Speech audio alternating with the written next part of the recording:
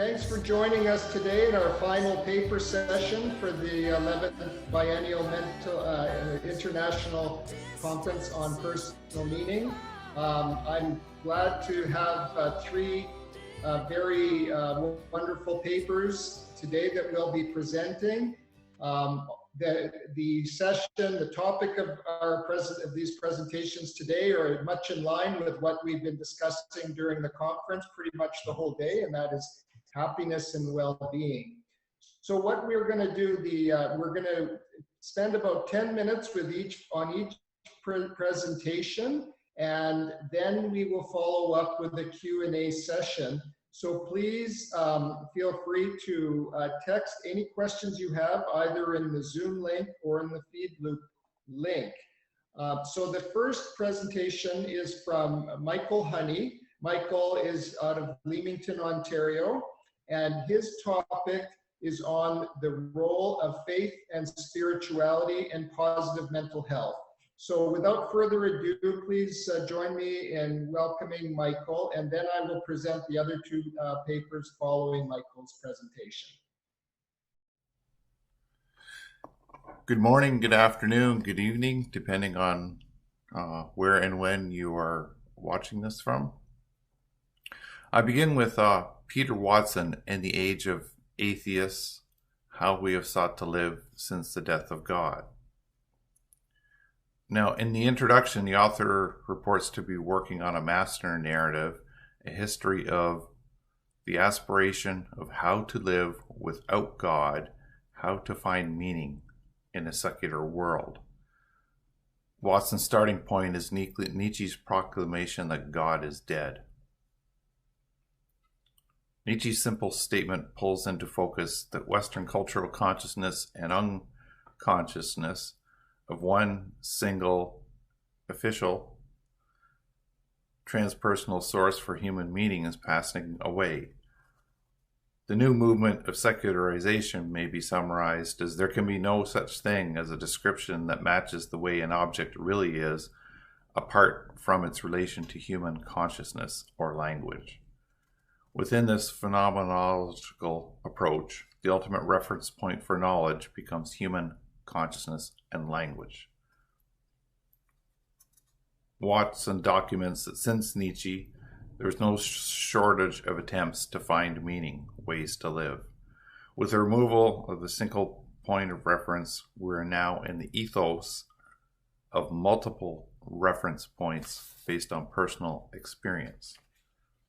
This phenomenological approach to life is now the primary approach to find solace and meaning and stick to what we know intimately and immediately. We now live within a plethora of reference points. The challenge becomes what to choose. What I choose will influence who and what I believe in, how I daily live my life, the community I identify with, and the course of my life. Whatever source of faith, spirituality, and meaning I choose will directly correlate to my sense of well-being and resilience within any personal or collective set of experiences. The mixing of darkness and light into shadow has existed since the beginning. It is interesting to note that these well-known words, "and God saw that it was good," are not part of the first day of this ancient Near Eastern creation narrative. Darkness, light, and shadows will always be with us. Some mixture of these influences will always exist. I will not argue that the contrary to shadow is light. The psychological phenomena movement from shadow to consciousness rather is a moral and sacred movement into expanded relational solidarity. A profound personal in-search results in a double reflection. A double reflection moving me relationally and meaningfully outside of myself. So how can I begin to find something we might call the center of gravity being? How much of this finding is a spiritual process and how much of this finding is a psychological process?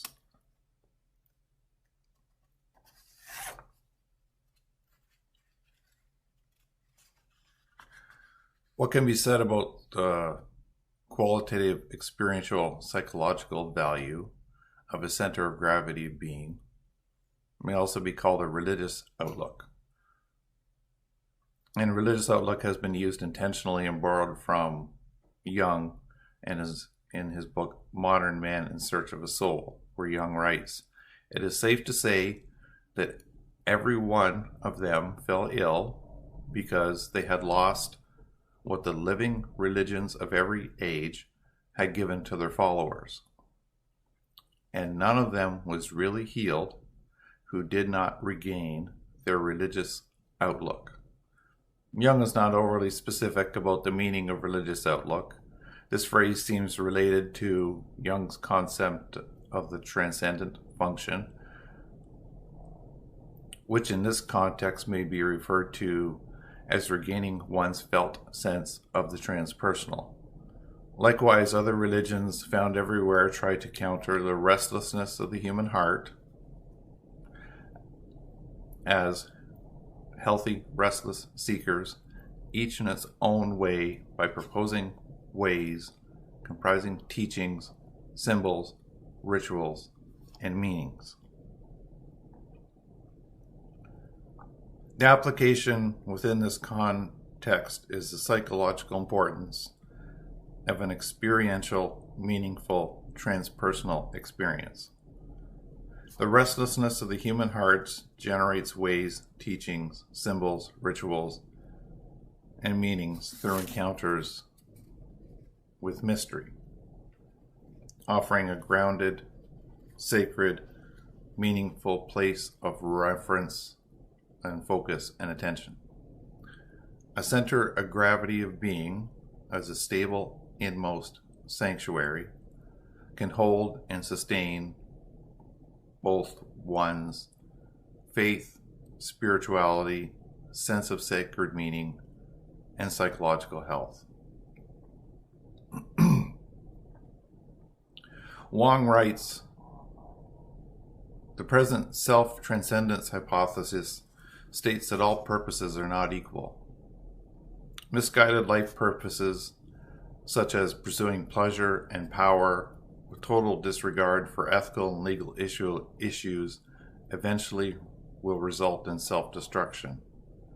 Within this quote, we can see the themes of a Cree word meaning an interconnected web of relations in which everyone has responsibilities, and a sense of calling related to our shared, sacred, transpersonal meanings, including implications that there are many ways to pursue meaning, and not all ways are considered equally healthy. In the end, the choice is yours to make. I'll be concluding with a dream and offering no interpretation, but the content of the dream is related to this topic.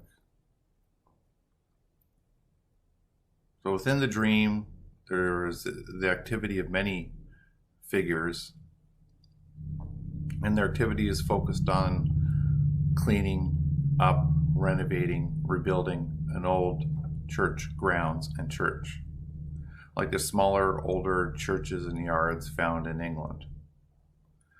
I walk into the scene of activity.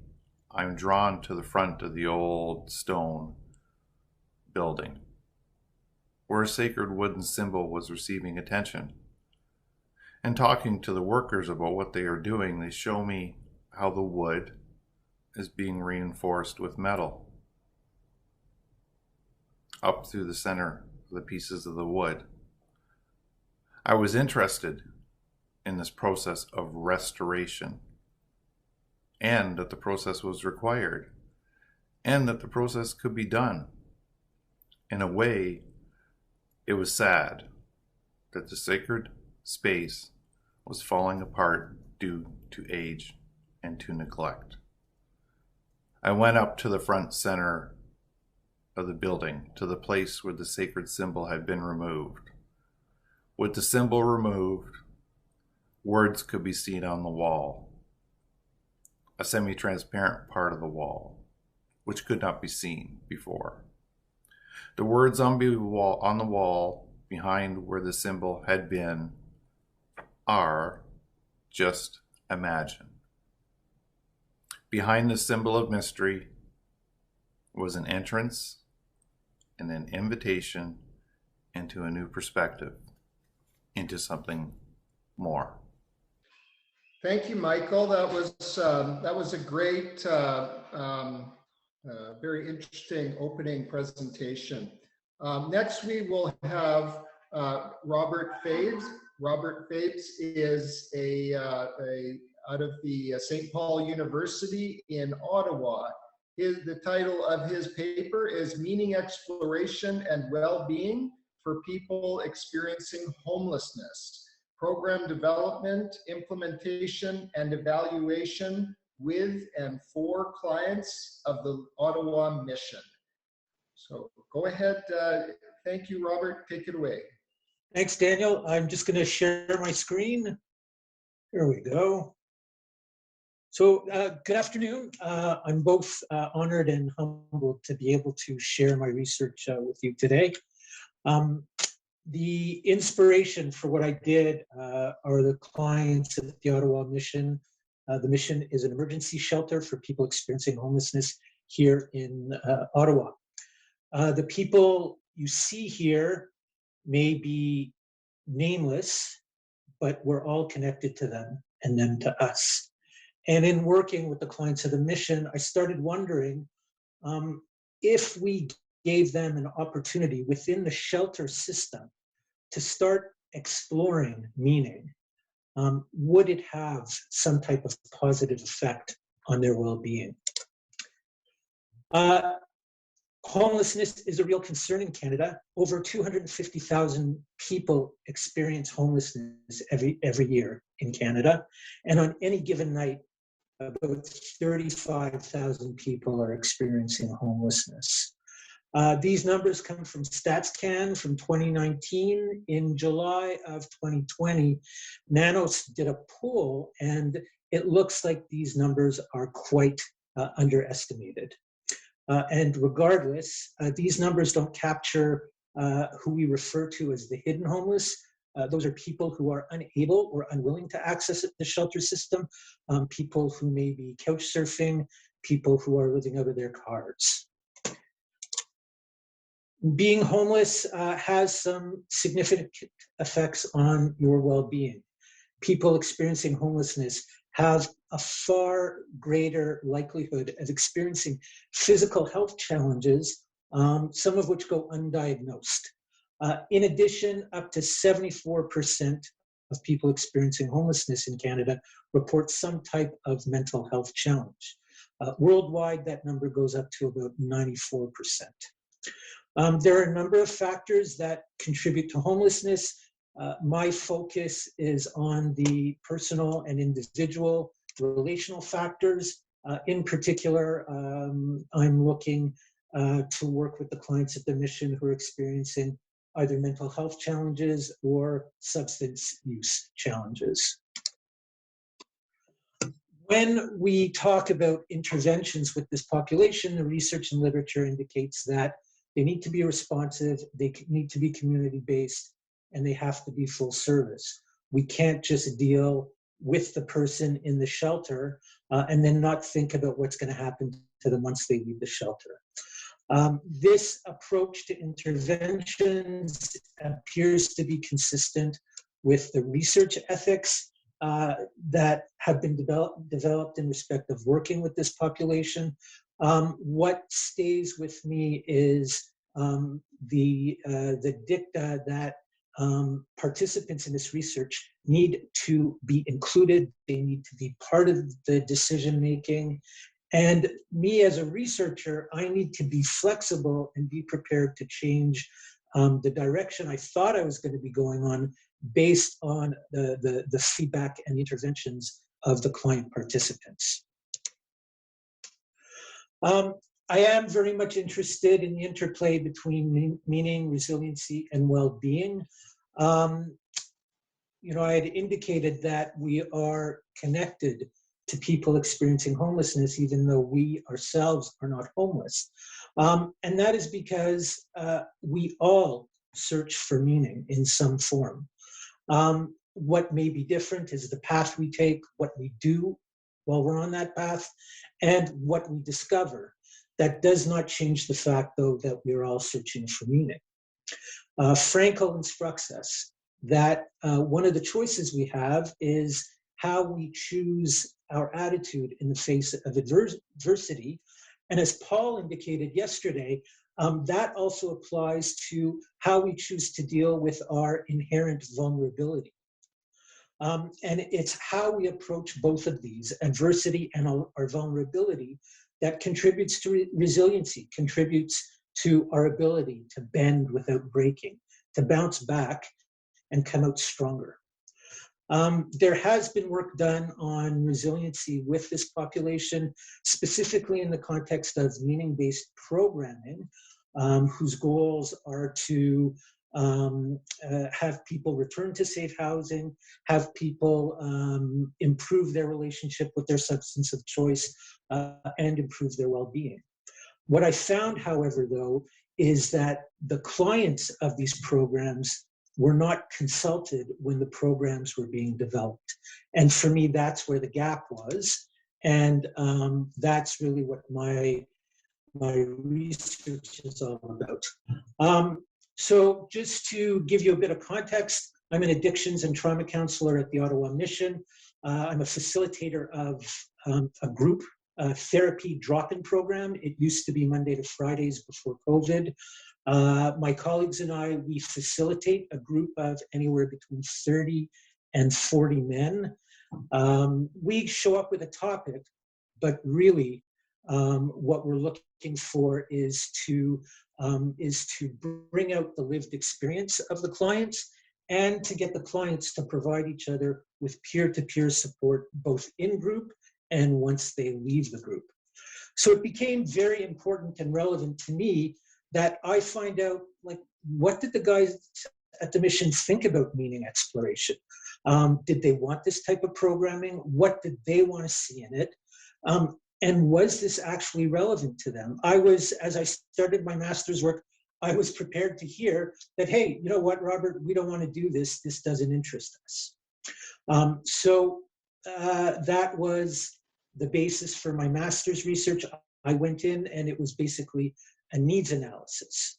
So the uniqueness of what I was doing was looking at meaning exploration specifically in the shelter system and my approach to how I was conducting the research.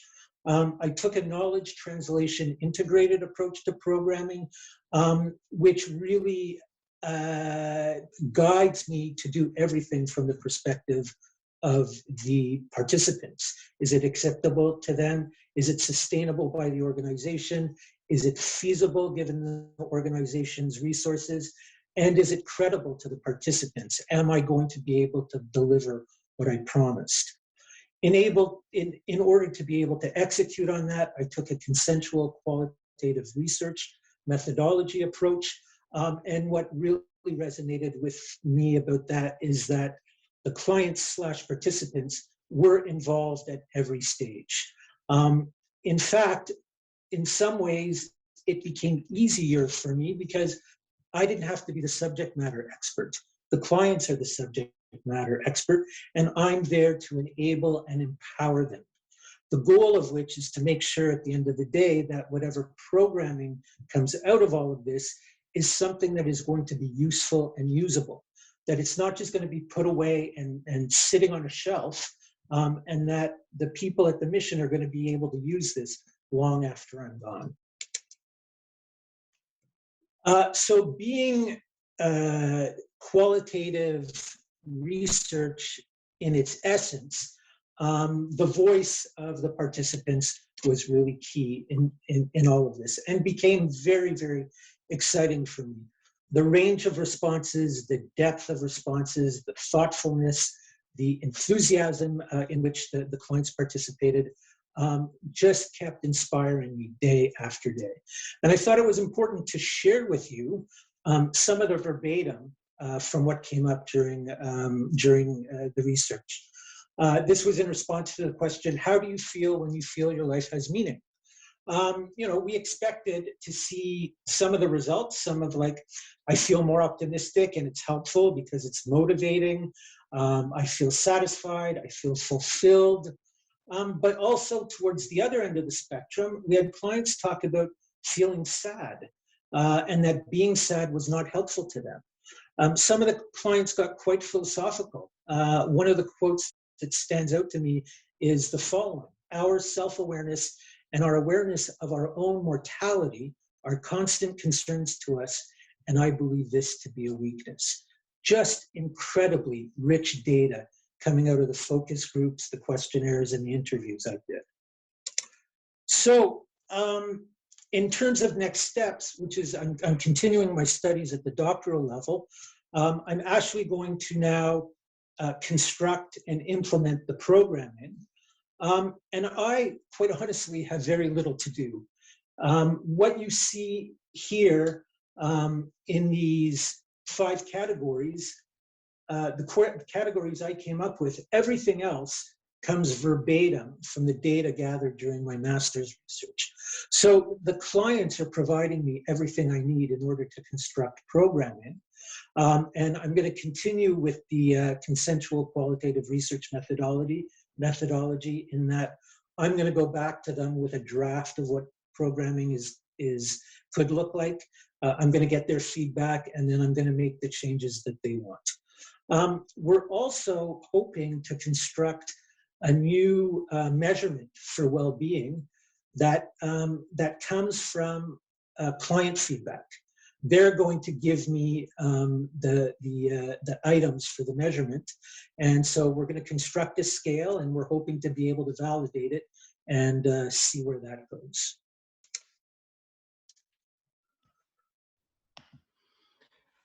Great. Well, thank you. So, the words you see. Oh, sorry. Go ahead. Yeah, Sorry. Daniel, I'm just wrapping up. The words you see here, these are not my words. These are the words of the clients at the Ottawa Mission. These are words full of hope, full of meaning, and forward-looking. And I believe that anybody experiencing homelessness should have the opportunity to experience this as well. Thank you. Thank you, Robert. Sorry about that interruption. I thought you were finished, but really enjoyed your presentation. I work in addictions and mental health here in Vancouver, Canada, so I find I'm very interested in your research, and of course I'm also a big fan of Paul Wong's work. So I'm looking forward to hearing more from your research as time progresses.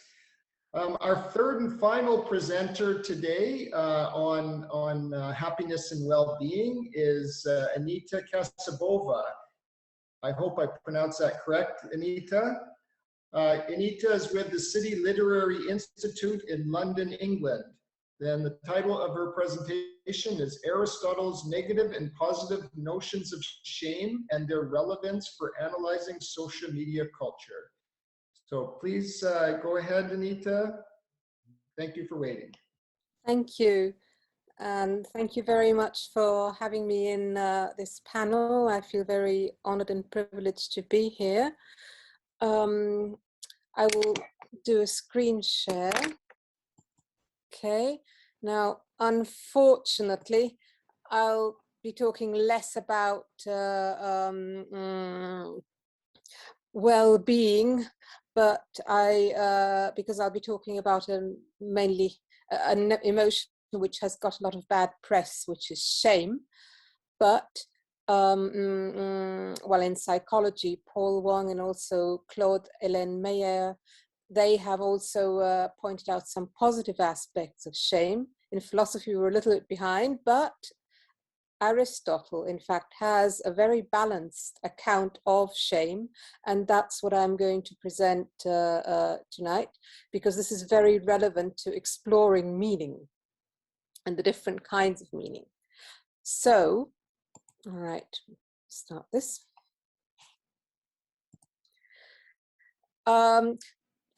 First, we need, I'm going to introduce two Greek words which Aristotle uses, because in English we only have one word for shame, but in many other languages we have at least two or three.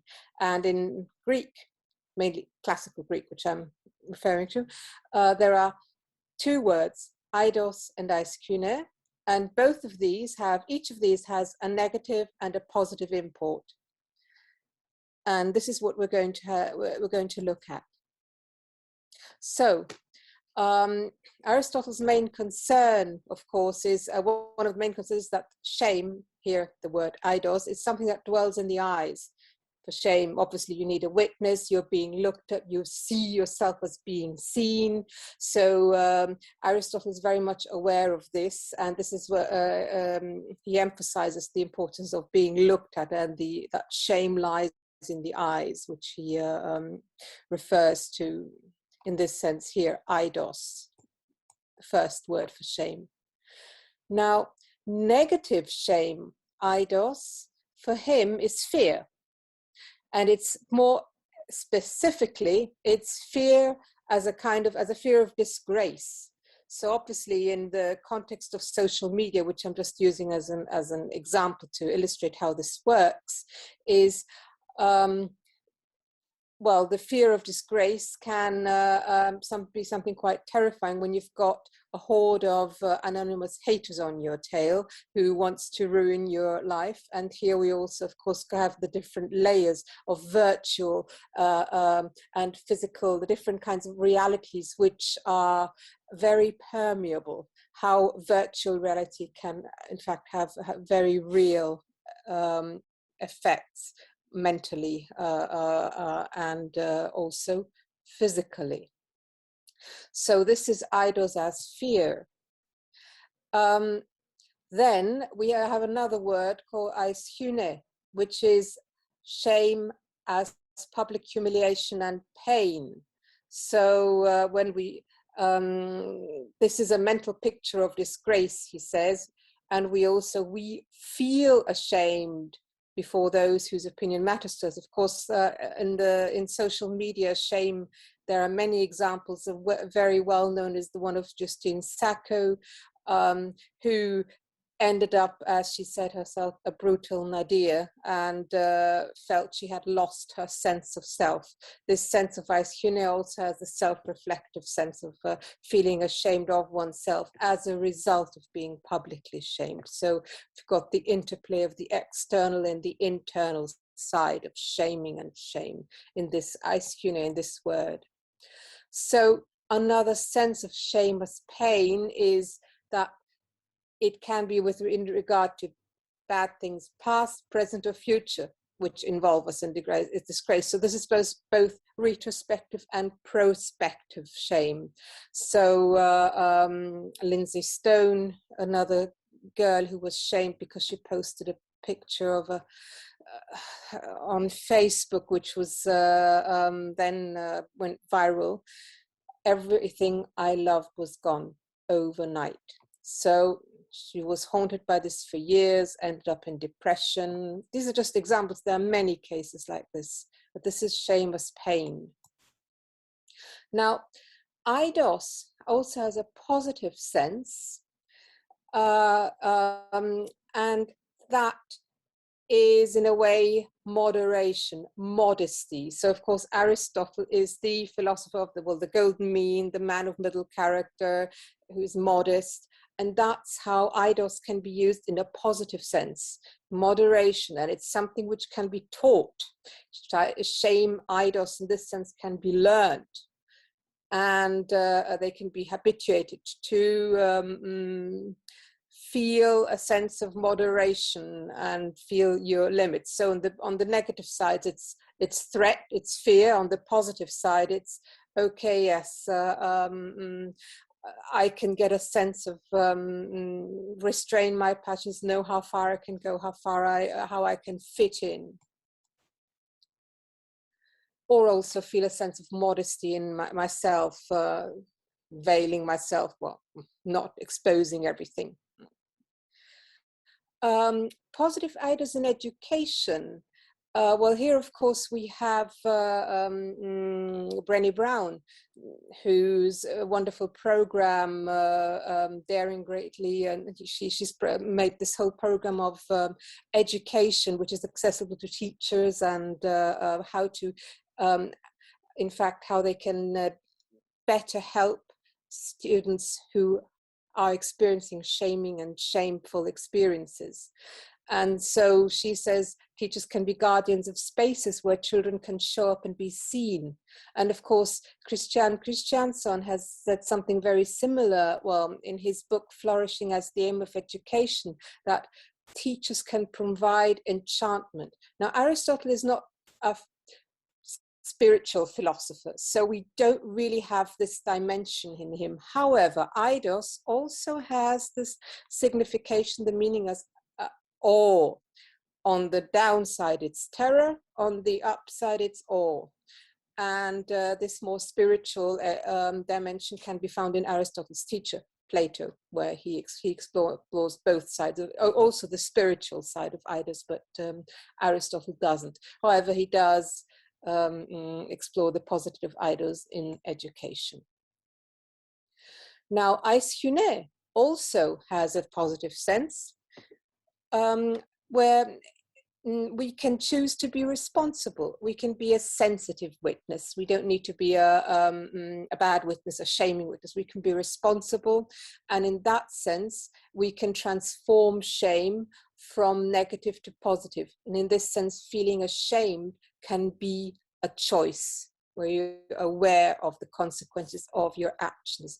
You choose not to participate. You act responsibly, or you support somebody.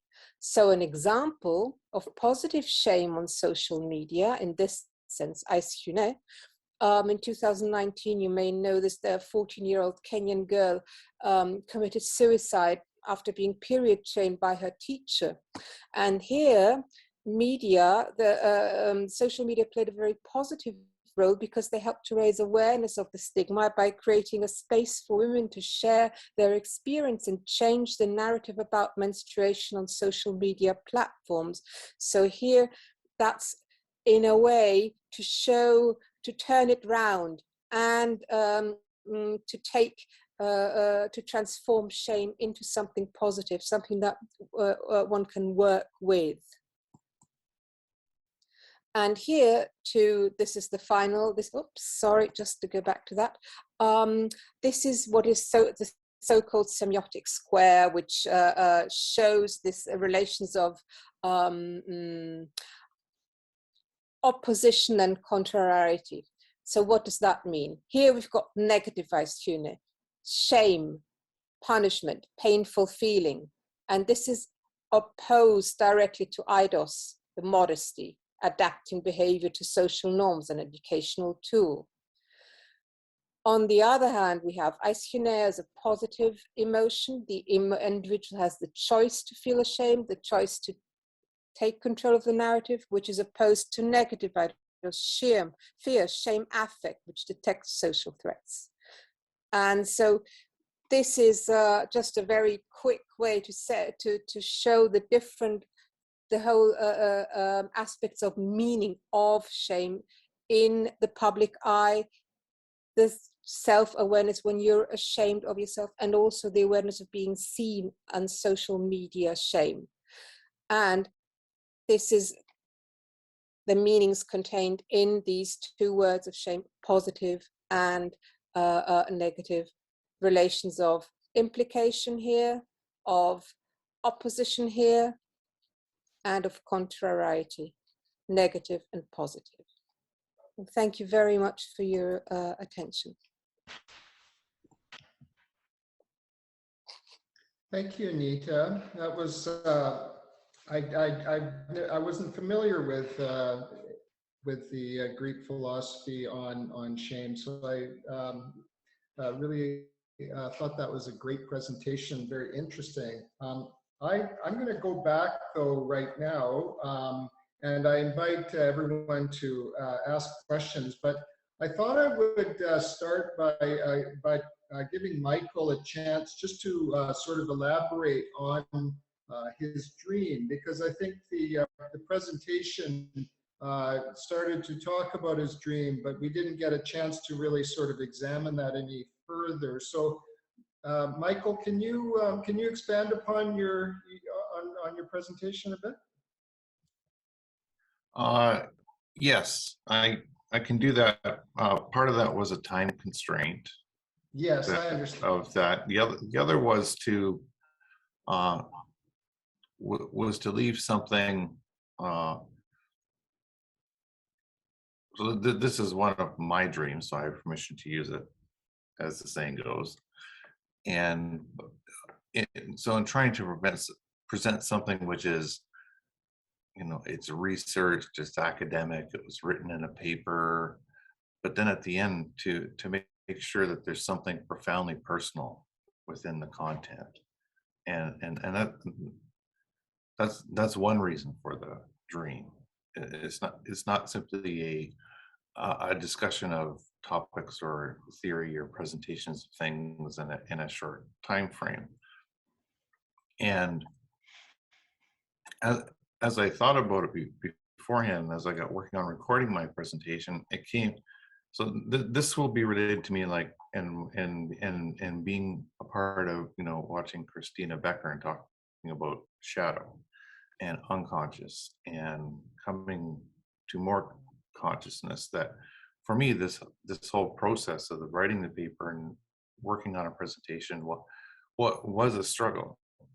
And as I went through, it was something that I'm very familiar with. What my specialty would be is theology, and but still inside something that I enjoy doing, and something that I have success with and at, that's still connected to my unconscious and connected to my shadow, and that even comes out within a dream. And trying to relate the dream to, some part of, the part of the paper where it begins with, we're now in the ethos of being in a plethora of choices, and the challenge becomes what to choose.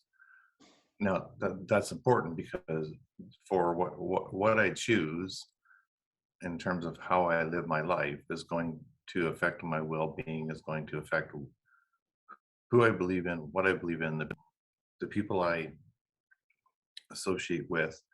And that was the beginning of my the presentation. And then to finish the presentation, that in the end, the choice is yours.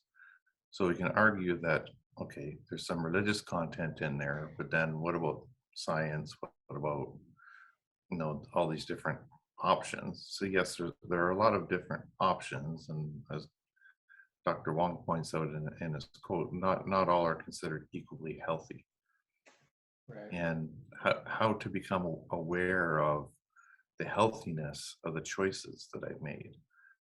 And so in this setting, part of the reason I'm here, I do not share Christina's expertise and experience with Jung, but knowing something about Jung was to include something a little bit about Jung, something a little bit about shadow.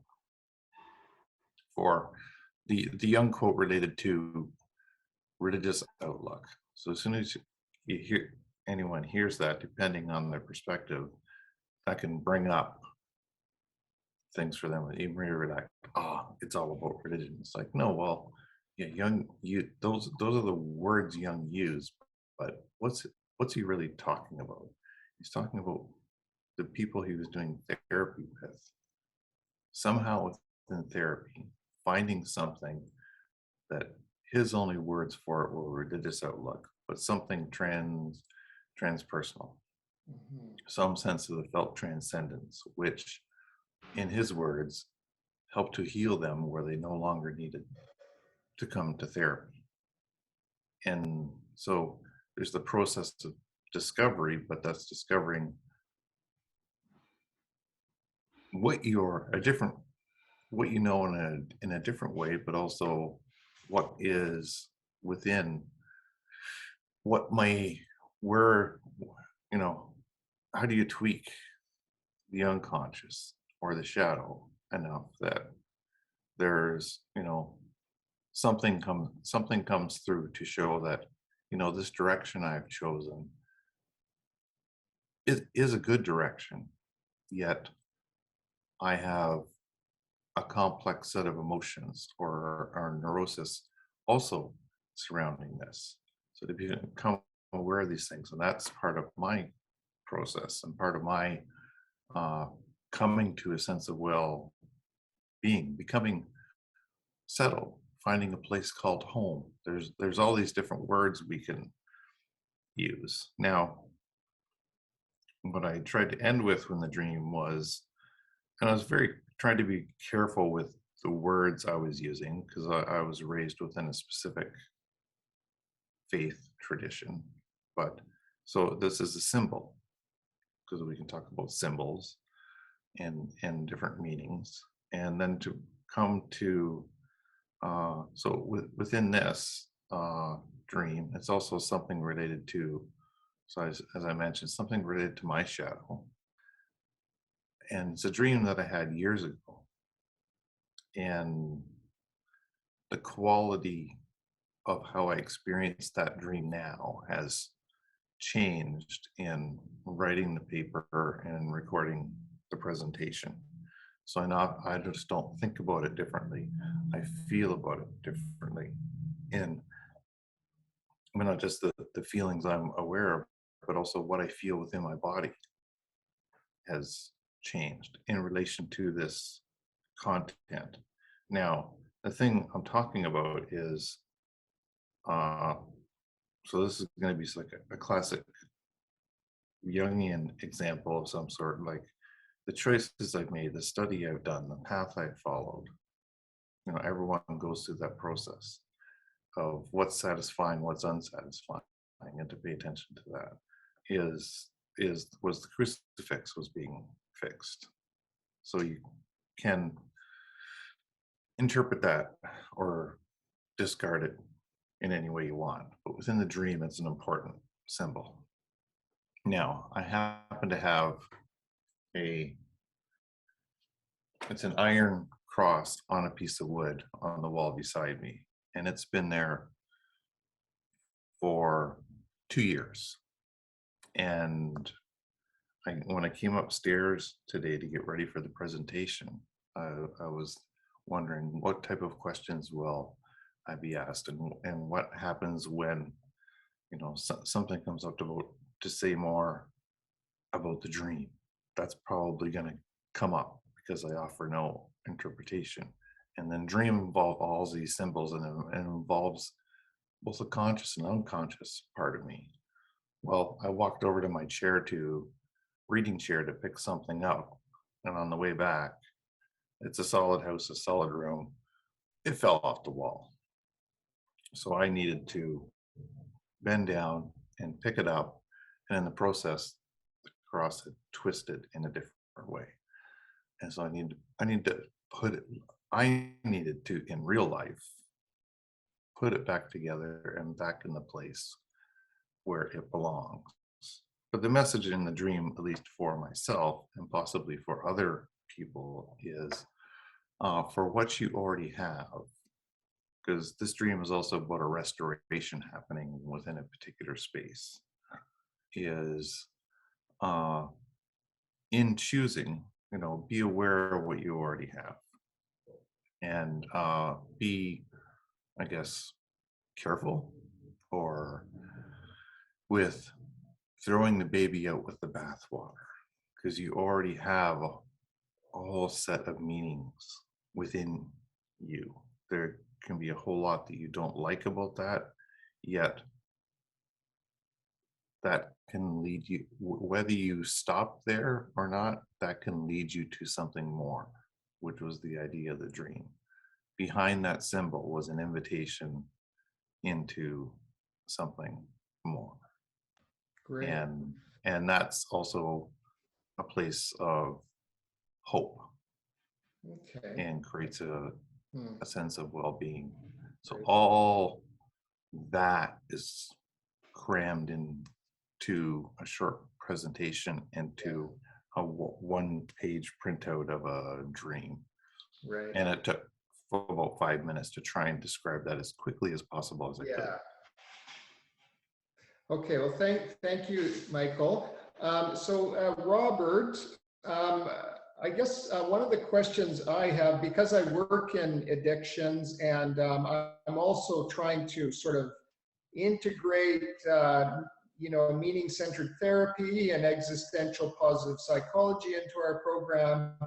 I guess my question for you is, how do you balance this sort of practical need of your clients struggling with addiction and homelessness and other mental health issues? How do you struggle with, or how do you work with this sometimes idea that maybe this is all, meaning is great, but it's also very kind of philosophical and maybe not really practical. Do you find that when you're working with people that are struggling with homelessness, or? So, Daniel, that's a great question. And, it's very interesting. When I started doing the research, I had somebody who works at the mission, who's been working there for 25 years. And this person said to me, like, why are you even bothering doing this? His point was, right, these people are all over the map. They're struggling with the basic necessities of life. They're not going to be able to grasp any of it. They're not even going to care about it.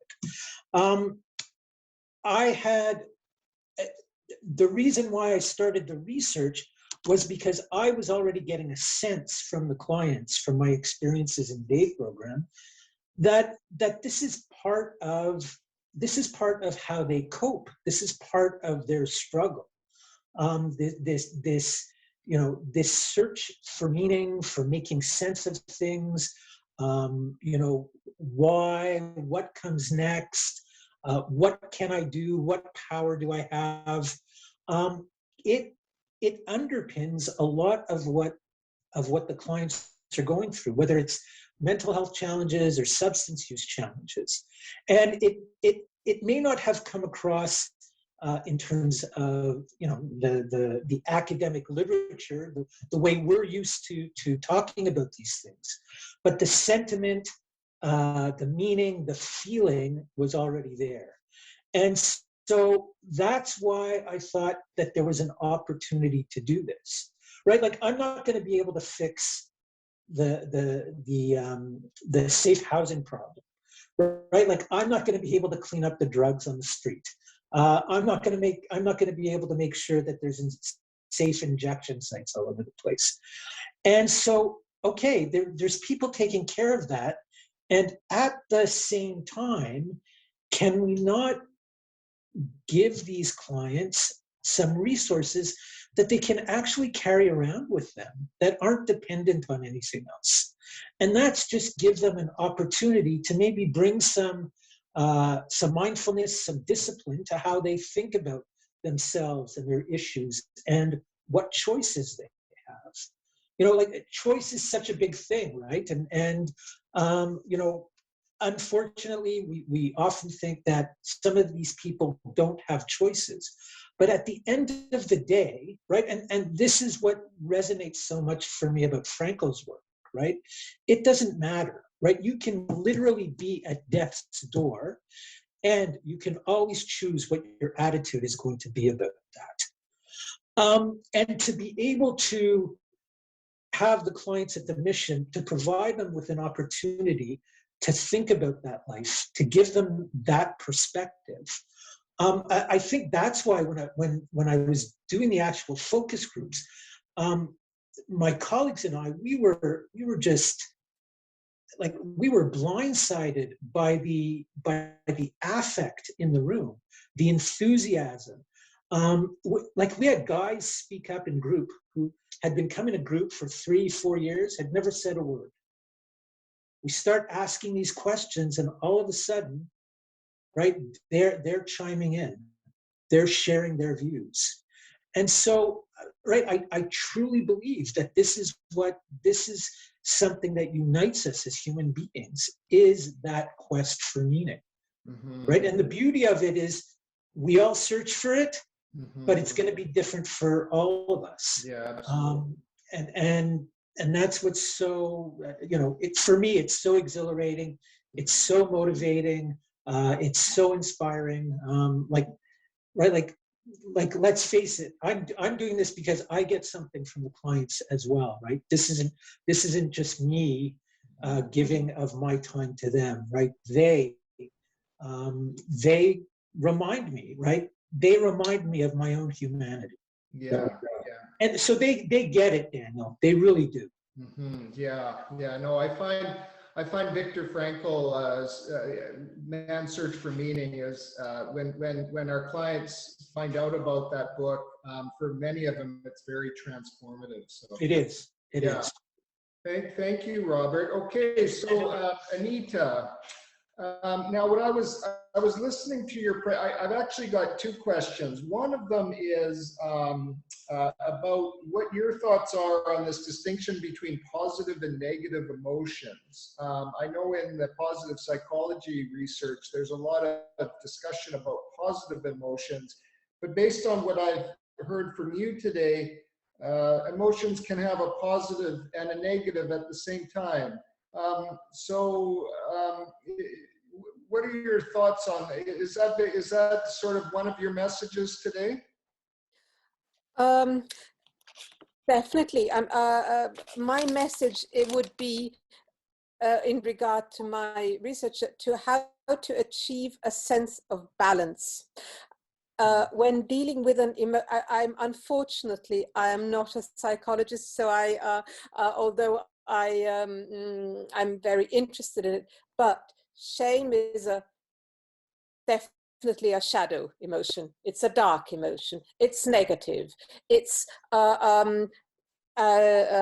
Robert's work reminded me of Gabor Mate and his work, and what he says about shame, which is really at the bottom of what addicts and homeless people experience. The problem is here, how do you make that conscious when you may not be able to express it? It's just a word. So what my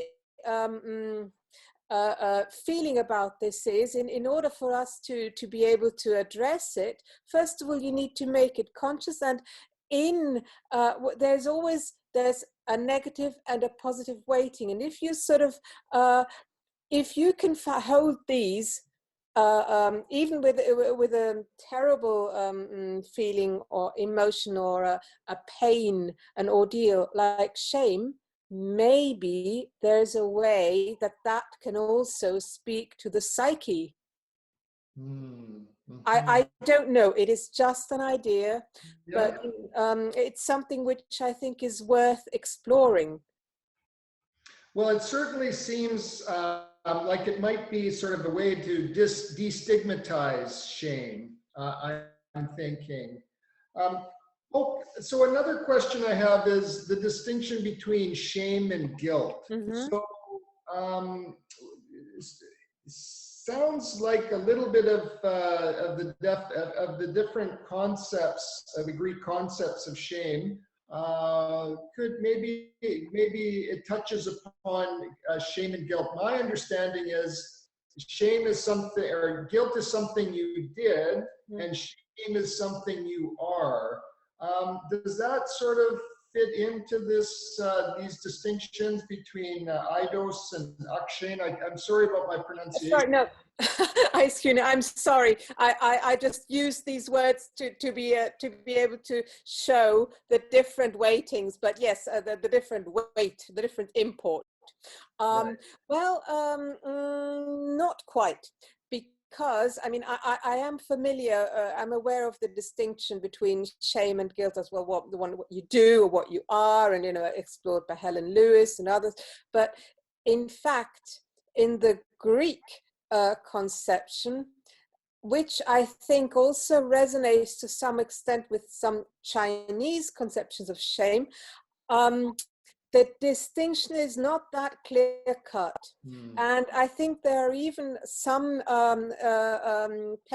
more contemporary tendencies in psychology, some articles, more recent ones, where the distinction between shame and guilt is not always that clear-cut. So here, there are there are states where you can't really say, is it guilt, is it shame? It can be a mixture. And that's also one of the problems. How do we categorize? Do we have to categorize? Is it helpful to categorize? So there, but in coming from an Aristotelian or even neo-Aristotelian perspective, he does not make a clear distinction, unless it's, of course, he talks about guilt, you know, when somebody is the guilty party of something. But then in this sense, when he talks about shame, I realize that there's a lot of aspects which could be defined as guilt, which blend in there, but he doesn't draw that distinction there. And I think culturally, it's not, it wasn't that, it's more of a blur. The lines aren't that clear cut. Yeah, okay. Well, I see our time is coming to an end here. I appreciate all three of you, and I know, Anita, it's very late where you are on a Sunday night, so we really appreciate you being able to join us on a late Sunday evening. And also Michael and Robert, thank you for joining us today for your this paper session, and hope that you can stay on for the two keynotes and the awards presentation that will be wrapping up the presentation. And so we'll leave it at that. Again, thank you all. Thank you, Daniel. Thank you, Daniel. Thank you. Thank you, everybody.